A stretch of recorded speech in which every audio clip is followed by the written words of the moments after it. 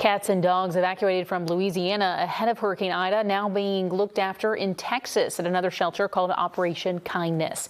It's not uncommon to see groups step in and try to look after the animals who might be left behind otherwise. Yeah, don't forget about them. These pets were evacuated from the Jefferson Parish Animal Shelter in New Orleans, one of the many places the state hit hard by Ida. But it's good to see they're getting some love and care just a state away in Texas. And hopefully they don't come back. Hopefully they find good homes and stay in Texas. Be Lone Star animals. There you go.